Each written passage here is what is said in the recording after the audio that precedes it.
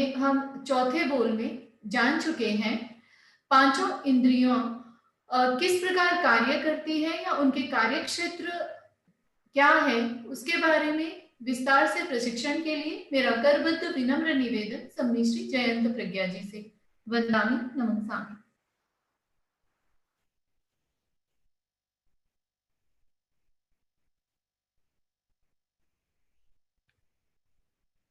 महाप्राण ज्योतिपुंज पूज्य गुरुदेव के चरणों में वंदन। उपस्थित भाइयों और बहनों, गुणस्थान की हमारी चर्चा चल रही थी।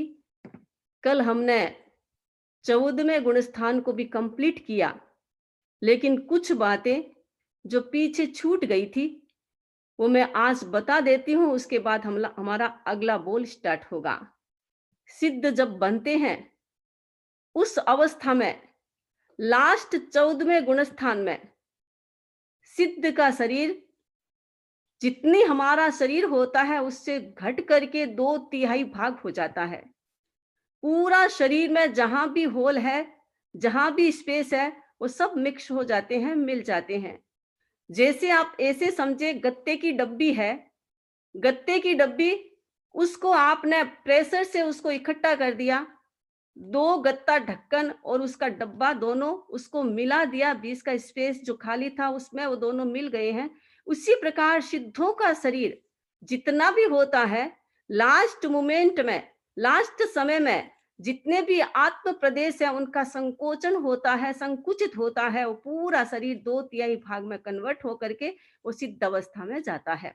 तो इस प्रकार ये सिद्ध की एक या गुणस्थान की एक हमारी चर्चा हुई। अब आप ये देखें लास्ट में कि गुणस्थान का जो समय विशेषता होती है, कुछ विशेषता है। जैसे मैं आपको एक संक्षिप्त में बता देती हूँ। गुणस्थान का कालमान, या पहला गुणस्थान है अनादि अनंत, अनादि शांत और सादि शांत। दूसरा गुणस्थान है उसका कालमान है 6 आवली का। चौथा गुणस्थान है उसका कालमान है 33 सागरोपम से कुछ अधिक। 5वां, 6ठा और 13वां गुणस्थान है उसका टाइम पीरियड है करोड़ वर्ष में कुछ कम। तीसरा, 8वां, 9वां और 10वां गुणस्थान है उसका टाइम है अंतर मुहूर्त। फिर अगला गुणस्थान है शाश्वत गुणस्थान। कितने हैं? तो पहला, चौथा, 5वां, 6ठा और 13वां गुणस्थान हमेशा रहता है, शाश्वत गुणस्थान है।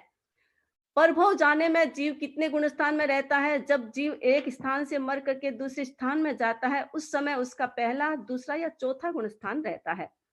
5वां, 6ठा गुणस्थान नहीं रहेगा, पहला, दूसरा या चौथा ही रहेगा दूसरे भव में जाते समय।